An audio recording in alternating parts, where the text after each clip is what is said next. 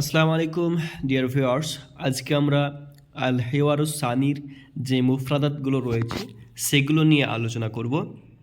তো এগুলো আমাদেরকে শুনতে হবে, দেখতে হবে আর এগুলোকে রিপিট করতে হবে।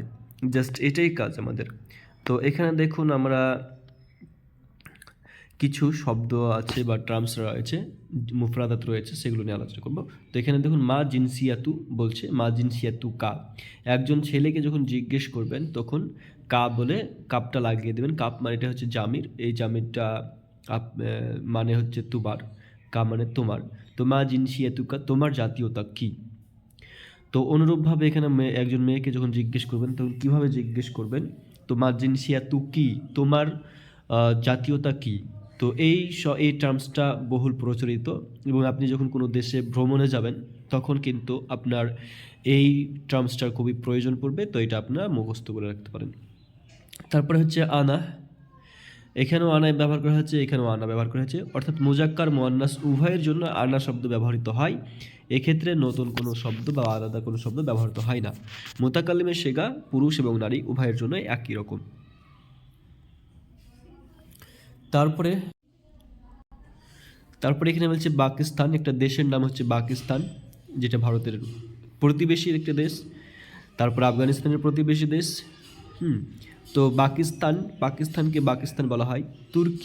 তুর্কিয়া একটা দেশের নাম। তারপরে এখানে মিশরের দেশের নাম এবং এখানে সুরিয়া একটা দেশের নাম উল্লেখ করলো। তো এবার এখানে আমরা দেখছি যে দেশের অধিবাসী, সেই দেশের মানে অধিবাসীদেরকে কী বলে ডাকে। সেখানে দেখুন যে এখানে পাকিস্তানের অধিবাসীদেরকে পাকিস্তানিয়ুন, পুরুষ হলে পাকিস্তানিয়ুন, আর পুরুষ হলে মানে তুর্কির অধিবাসীদেরকে বলে তুর্কিয়ুন। আর মেয়ের ক্ষেত্রে কী হবে, পাকিস্তানিয়াতুন, শেষে একটা তা যুক্ত হয়ে যাবে। দেখুন এখানে মিশরের দেশের অধিবাসীদেরকে পুরুষ হলে মিসরিয়ুন বলা হবে, আর মুয়ান্নাস হলে বা মেয়ে হলে মিসরিয়াতুন বলা ব্যবহার করা হবে। তারপরে আবার সুরিয়ুন বলা ব্যবহৃত হবে।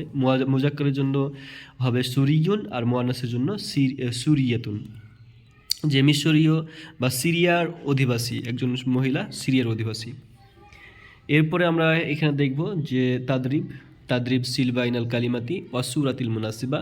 তো যেগুলো শব্দ এবং সঠিক ছবির সাথে মিলাতে হবে এখানে আমাদেরকে।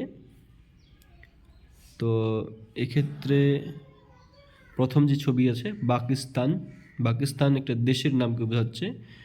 তাহলে আমাদের এইটা হবে কি, এখানে এর সাথে মিলবে। আর পাকিস্তানিয়ুন দেওয়া আছে এখানে শব্দটা, তার মানে পাকিস্তানের অধিবাসী, তাহলে এটা হবে এই সোজা। ওকে, এভাবে আপনারা মিলাবেন।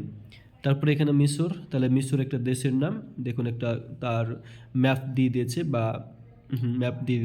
তারপরে মিসরিয়ুন, মিশরের অধিবাসীকে বলা হয় মিসরিয়ুন।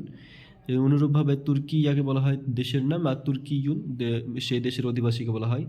অনুরূপভাবে আবার আপনার এখানে উল্লেখ করেছেন সুরিয়ুন, আর এখানে হবে যে মিশরীয় অধিবাসী সিরিয়ার অধিবাসী মিসরিয়ুন, আর সিরিয়া দেশের নাম।